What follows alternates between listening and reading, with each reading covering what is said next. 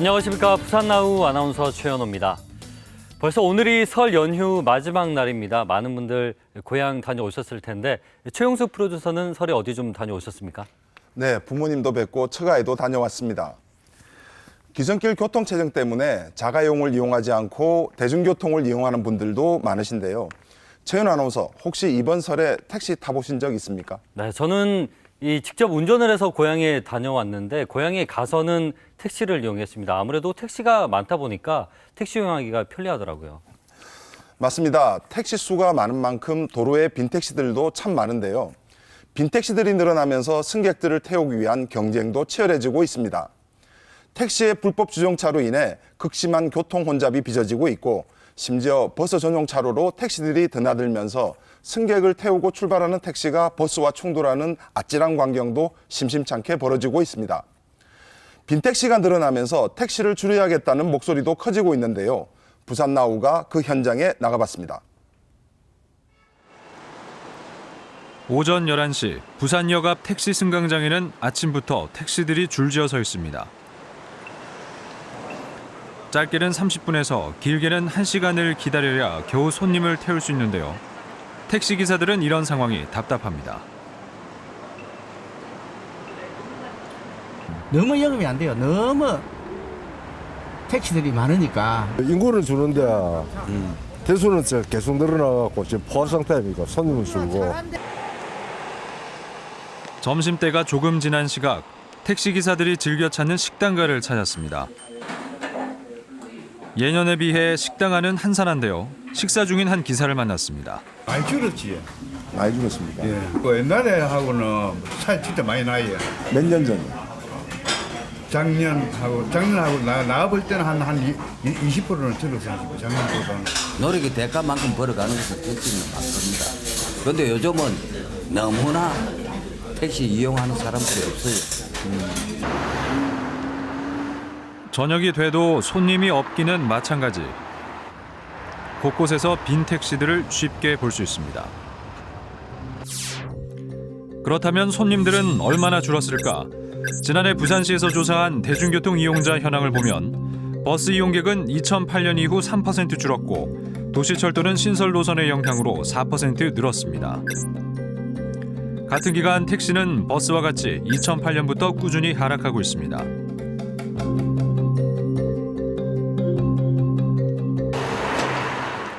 택시 승객이 줄다 보니 택시업계의 불황이 깊어지고 있습니다. 덩달아 택시업계를 떠나는 기사들도 늘고 있습니다. 취재진은 사구의 한 택시 회사를 찾아 최근 상황에 대해 들어봤습니다. 주차장에는 운행에 나서야 할 택시들이 여러 대 서 있었습니다. 작년 한 7, 8월, 9월 달까지에 비해서 인원이 한 20여 명 줄었어요. 저희들은. 작년에 비해서. 예. 작년 그러니까 7, 8월 한 9월 달까지에 비해서 10월 달까지에 비해서 한 20여 명 가까이 줄었어요. 갈수록 인원은 줍니다. 젊은 층 수급이 안 되는 이유가 자본주의 사회에서 수입이 안 되니까 그 직종을 안 들어온다 아닙니까? 지금 선생님들도 택시가 거의가 다 보면 60대. 기본은 인식하기 때문에. 영업용 택시의 경우 운행을 마치면 매일 산납금을 입금해야 하는데 최근 택시 기사들의 수입이 줄어들면서 주 단위, 월 단위로 산납금을 내는 기사들도 늘고 있다고 합니다. 보통 산납금은 일에 얼마나 됩니까? 산악금은 하루에 얼마냐는 이야기죠. 예. 그거는 이제 1차제 같은 경우는 13만 4천 원. 한 사람이 차 한 대 쓰는 예, 1차제는. 예, 1차제 같은 경우는 13만 4천 원. 예. 그다음에 2교대 같은 경우는 9만 8천 원. 오전 9만 8천 원, 오후에 9만 8천 원. 이런 식으로.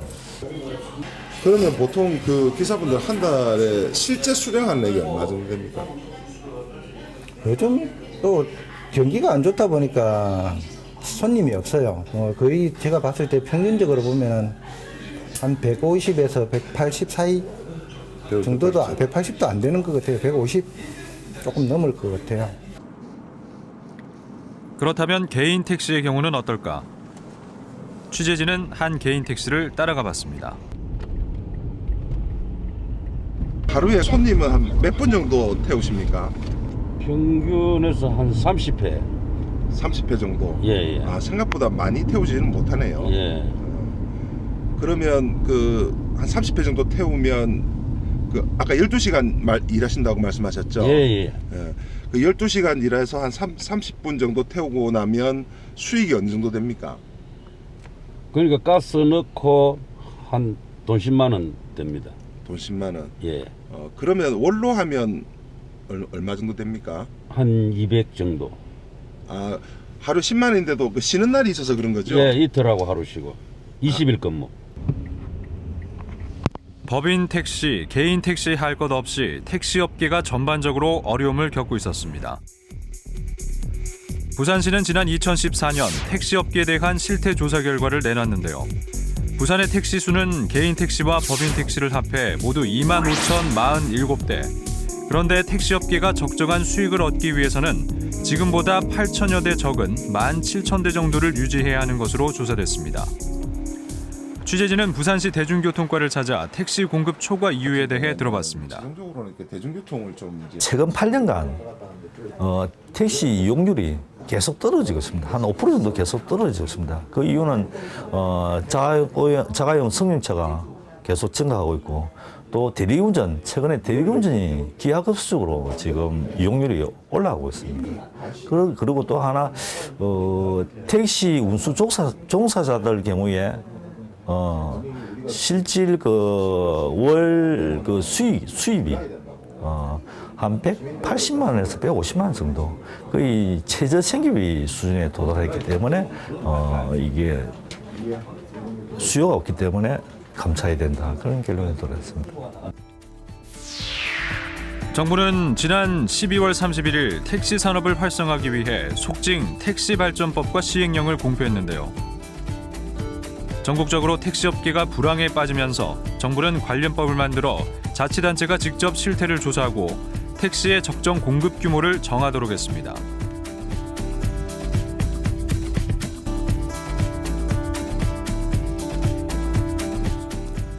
부산시는 지난해 택시 감찰을 위한 위원회를 구성하고 5차례 걸쳐 회의를 진행하기도 했습니다.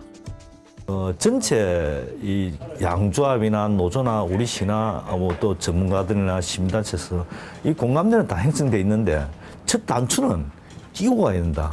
왜 단추를 처음에 끼고 가야 되냐면 이건 당장 뭐 5,000대, 8,000대 감찰하는 게 10년간 감찰을 한 500대씩 해가 나가는 거기 때문에 이 끼어 나가고 난 자꾸 끊임없이 우리 중앙정부의 정치권에 요구도 하고 이런 방향으로 가야지. 아예 감차 공감된 다시 이 단추를 안 끼고 하면 이거 어느 한시골에 운수종사들 저 최저생계비에 거의 근접해가 너무 열악하다는 말입니다. 그러나 5차례나 진행된 회의는 택시 면허 반납에 대한 보상금 규모 문제로 아무런 결실도 맺지 못했습니다. 취재진은 적절한 보상금 규모를 알아보기 위해 개인 택시 면허를 거래하는 한 거래업체를 찾았습니다. 정부와 지자체가 제시하고 있는 보상금 1,300만 원과는 현격한 차이가 있었습니다.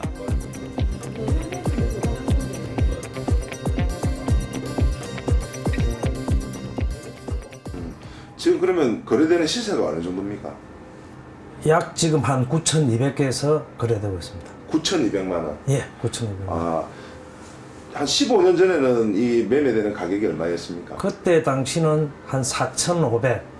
4,500만 원 예, 정도. 4,500에서 거래를 좀 됐다고.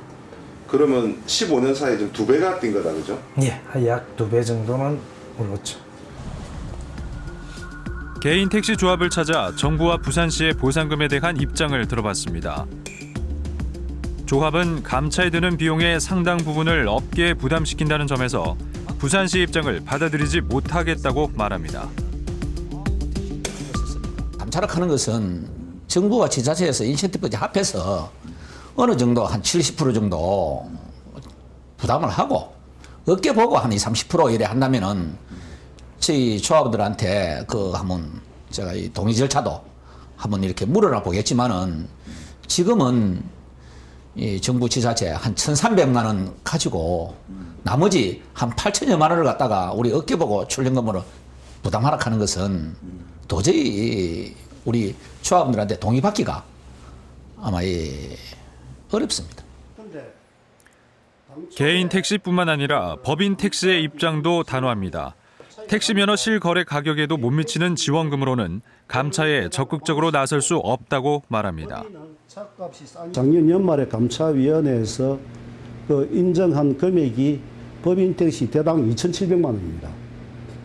거기 차체 값은 빼고 이제 티오값만 해서 그런데 2,700만 원에 대해서 1,300만 원을 국비 시비로 해가지고 보전해주고 나머지 1,400만 원은 자체 기금으로 해결하라. 이제 거기에 대해서도 근본적으로 우리 조합원들 사이에는 불만이 많을 수밖에 없죠.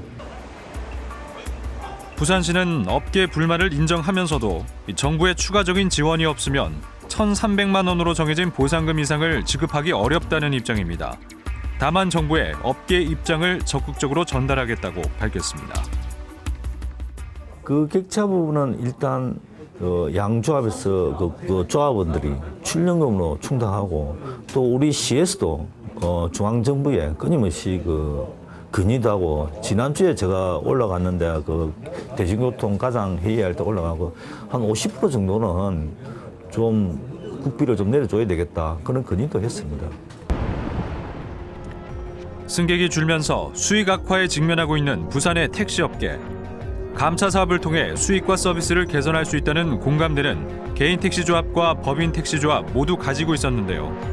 당장의 손해보다 미래의 수익 가치를 찾는 지혜가 어느 때보다 필요해 보입니다. 개인 택시하고 법인 택시의 그 감차 비율을 조정하는 가운데서 최종적으로 결렬이 된 그 예도 있습니다. 따라서 그 감차 비율을 결정하는 요 문제에 대해서 양조합이 서로 원만하게 타협을 해 나가는 것이 중요하다고 보고 그 부분에 감차위원회에서도 적절히 코멘트를 하고 좋은 결과가 도출되도록 해 나가는 것이 핵심 사항이라고 저는 봅니다. 네, 부산 택시업계의 어려운 상황 실제로 보니까 생각보다 훨씬 더 심각한데요. 5차까지 이루어진 회의에서도 해결책을 내지 못했다니 정말 안타깝습니다. 그런데 택시 수가 많은 게 이 부산뿐만 아니라 전국적인 현상 아닙니까?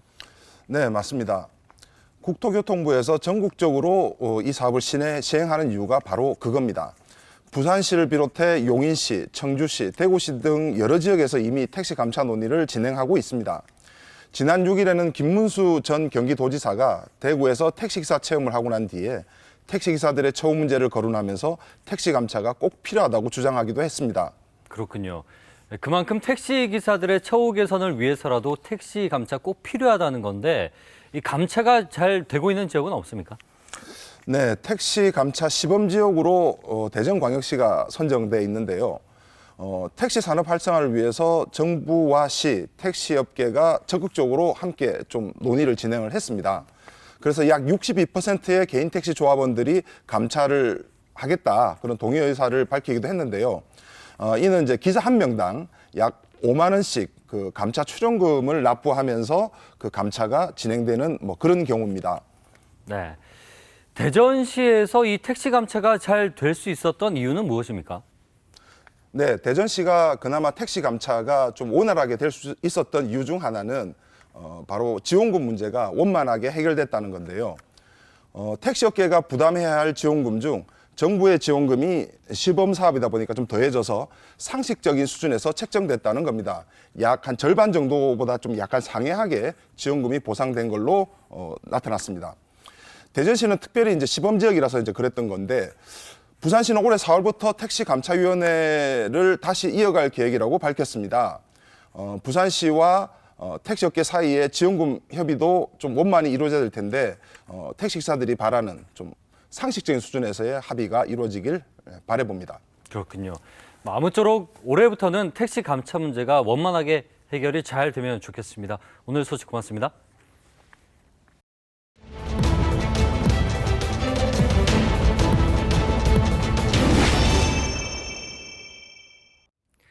설 연휴 기간 오랜만에 만난 가족 또 친지들과 어떤 대화를 많이 나누셨습니까?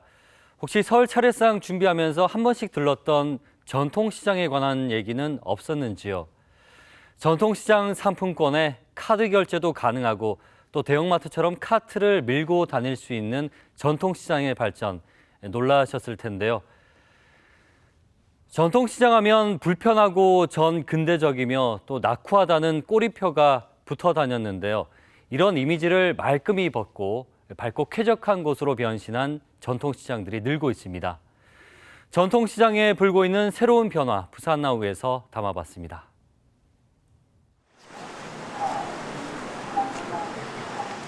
요즘 수영팔도 시장의 상인들이 바빠졌습니다. 시장에서 제일 바쁘다는 시장의 터줏대감 한 분을 만났는데요. 30년째 채소 가게를 운영 중인 정판훈 씨입니다. 팔도시장의 역사는 굉장히 깊습니다. 그러니까 조선시대 때부터 남문터에 그 기장이나 이런 데서 막 멸치도 가져오고 해갖고 어전도 형성이 되고 해서 굉장히 그 발전했었던 시장이었는데, 최근 시장은 아마 한 50여 년 전부터 근대화적인 시장이 발생했다라고 보시면 되겠습니다. 틈이 날 때마다 시장 곳곳을 살피는 일이 하루 일과입니다. 오늘 물건 참 좋네, 싱싱하고. 매출은 요새 좀 어때요? 경기가 솔직히 칼질 못하나 봐야지. 왜요? 왜 그러겠어요? 체감 온도가 이리 가면 안 되는 거예요. 여기 우리나라 지역의 경제 상황을 제일 먼저 체감하는 곳이 전통시장인데요. 계속되는 경기 불황에 고객의 발길이 뜸해졌다고 합니다. 지금 전통시장이 많이 힘들어합니다. 1년에 전국에 1,500여 개 전통시장들이 매년 몇 개씩 이제 없어져가는 이런 추세입니다. 그래서 전통시장이 너무 힘들고, 우리 시장도 마찬가지로 전혀 좀 특색이 없었다고 할까요?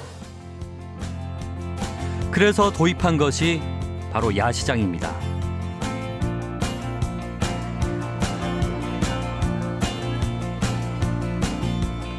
작년 12월 개장한 이곳. 세계 각국의 15가지 음식을 판매합니다.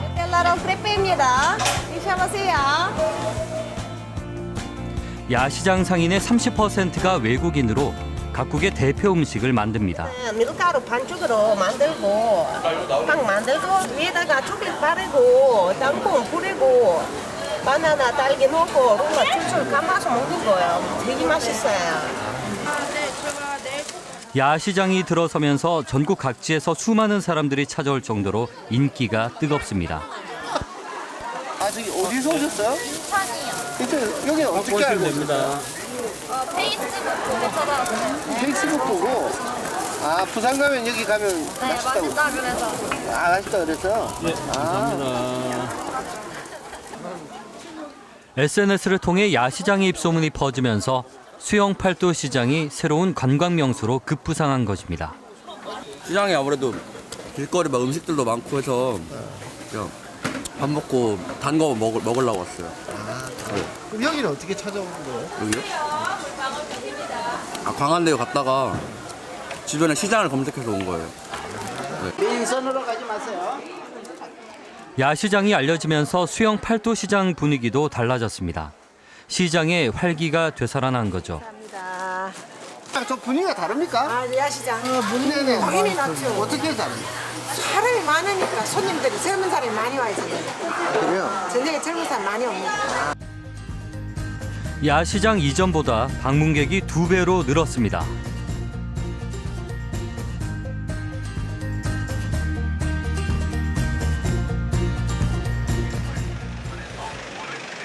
동네 시장은 전국에서 가장 독특한 외관을 가진 전통시장입니다. 동네 시장의 디자인을 담당했던 김영상 교수는 동네 시장을 한 채의 한옥으로 만들 생각이었다고 합니다.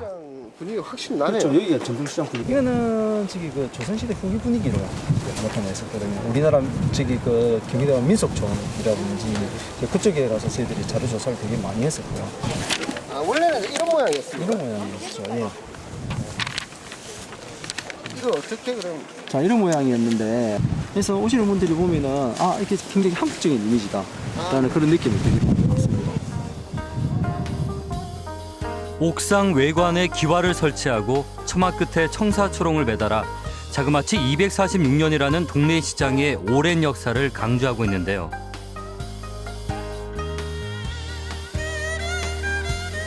동네 시장 주변에 있는 수많은 문화 유적지와의 조화를 고려했다고 합니다.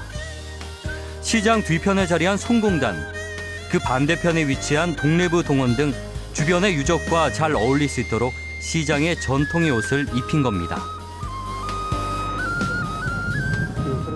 동래시장 주변에 보면은 예전부터 있는 역사적인 유물이 되게 많이 있습니다. 동래시장도 이제 올해 들어서 공식적으로 246년을 맞는 동래시장이기 때문에 주위에 있는 역사적 유물하고 동래시장도 그만큼 역사를 지닌 그런 시장으로서 같이 공유를 할 수 있는 느낌을 만들어야 됩니다.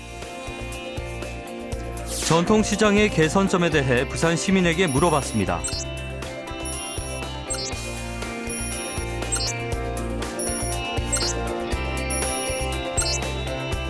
그 결과 전통시장의 환경 개선이 시급한 것으로 나타났습니다.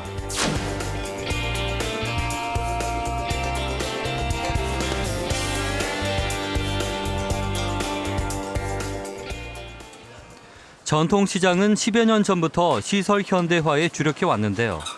동네 시장에도 그 효과가 나타나고 있습니다. 18억 원을 들여 천장을 교체하고 에어컨을 설치하는 등 환경을 쾌적하게 조성했습니다. 이제는 동네 시장 특유의 개성을 찾는 작업이 진행되고 있는데요.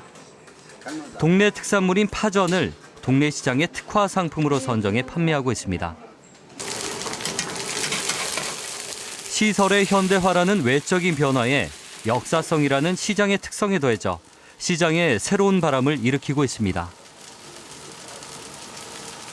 분위기도 그냥 시장이지만 좀 젊은 층을 겨냥을 많이 해가지고 좀 카페 같은 분위기 아닙니까, 저희들 시장이? 그래서 그런 부분은 상당히 지금 많은 호응을 얻고 있습니다. 전통시장을 하나의 미술관으로 만들려는 것도 있습니다.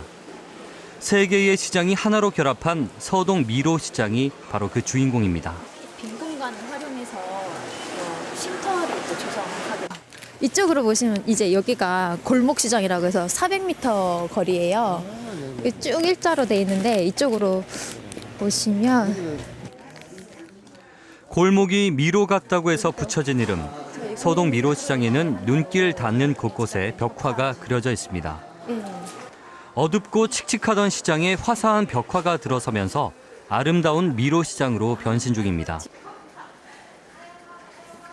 서동 미로시장의 감도는 예술의 향기는 독특한 간판에서도 쉽게 발견할 수 있는데요. 예술가들이 직접 디자인하고 제작했다는 간판은 이곳 시장 상인들에게 큰 자랑거리라고 합니다. 이거 간판 참 예쁘네요. 예. 예쁘네. 예, 우리 여기 예술가들이 그려줘서 너무 간판이 멋집니다. 골목 구석구석에 있는 그림들이 진짜 미술관에 온 느낌입니다. 가장 많이 변화를 주려고 했었던 부분은 그러니까 문화관광형 시장으로 이제 발돋움하기 위해서 문화예술이라는 콘텐츠를 도입하려고 시도를 많이 했고요. 벽화 작업에 참여했던 이기훈 씨. 부산과 경남 일대에 많은 벽화를 그려봤지만 전통시장의 벽화를 그린 것은 이번이 처음이라고 합니다. 처음에 낡은 문을 봤을 때 이제 어울리는 그림을 그렸고 이제 속 안에 이제 여물을 먹고 있거나 뭐 그런 거를 이제 주제를 잡았고요. 저쪽에 이제 부가적인 시골적인 이미지를 넣어서 어울리는 이제 그림을 그려봤습니다. 벽화는 당장 상인들의 일상에 영향을 줬습니다. 이곳에서 25년 가까이 채소를 팔아왔다는 최병철 씨. 그림을 볼 때마다 고향이 떠오른다고 합니다. 아침 일찍 나오면 이 그림하고 같이 얘기하고 있어요. 그림하고 이야기도 하시고 어떤 얘기 하시나요? 어떤 얘기해서 고맙다 그러고 소한테 강아지 소하고. 강아지랑. 소하고 이렇게 서해 나가고 서해 사고.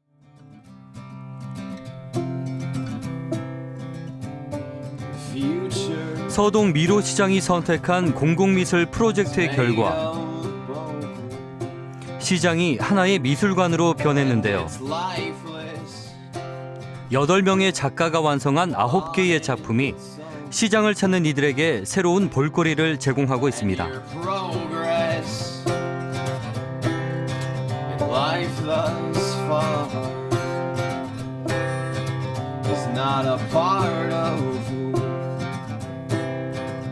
you are. And the skyline. 전통시장은 낙후하다는 이미지를 벗기 위한 예술문화의 도입. 이것이 서동 미로시장 최고의 경쟁력이 되었습니다. 시장의 명물이 된 벽화를 보러 오는 사람들이 늘면서 상인들의 매출은 2배로 뛰었고 이제 시장은 지역의 명소가 되고 있습니다. 그러니까 그려놓으니까 벽도 환하고 시장 분위기도 영 밝아지고 좋아졌어요. 장사도 잘 돼요. 예. 저거 따로 구경하러 오시는 분들도 많습니까? 네, 한 번씩 젊은 사람들 와서 보고 하대. 보고 가고 하대.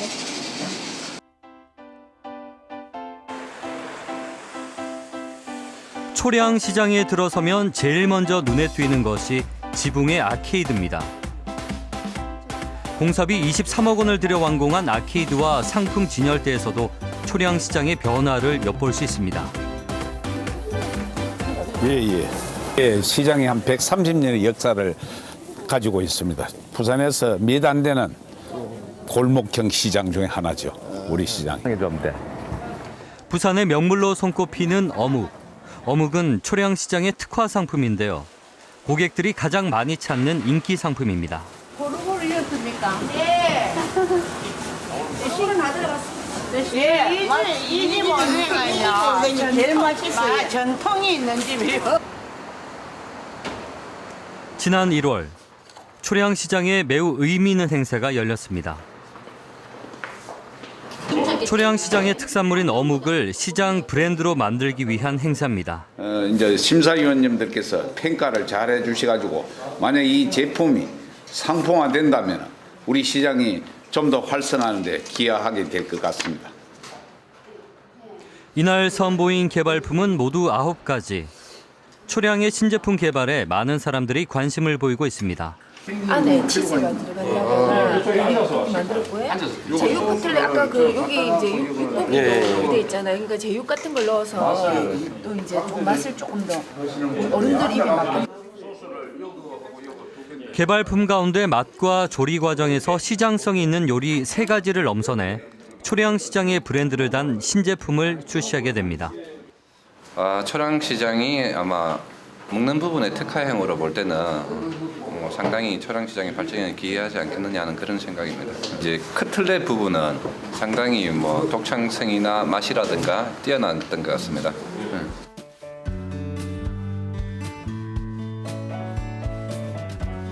낮 12시. 대부분의 사람들이 점심 식사를 시작할 시간. 초량시장 회관에 모인 상인들은 끼니도 잊은 채 분주하게 어묵 포장에 스티커를 붙이고 있습니다. 지금 뭐 하고 계시는 거예요? 예, 저희 오늘 오후에 행사가 있어가지고 그 어묵에다가 저희 초량 전통시장 스티커 붙이고 있습니다. 어떤 행사인가요? 저희 시장 어묵이 저희 시장 특산물이라서 저희 시장 특산물 이용한 이제 행사를 하는데요. 1월 한 달 동안 시장 물건을 구입한 고객들에게 어묵을 사은품으로 주는 판촉 행사인데요. 오늘 헐치면 안 됩니다. 어묵을 활용한 마케팅 전략과 상품 개발이 초량시장의 경쟁력입니다. 저희 초량 전통시장 같은 경우는 이런 목요일 정기적인 행사를 일부러 진행을 하고 있습니다. 그 간헐적인 행사보다 정기적인 행사를 통해 가지고 고객들이 조금 정기적으로 올 수 있도록 만들기 위해서 이런 행사를 진행을 하고 있고요.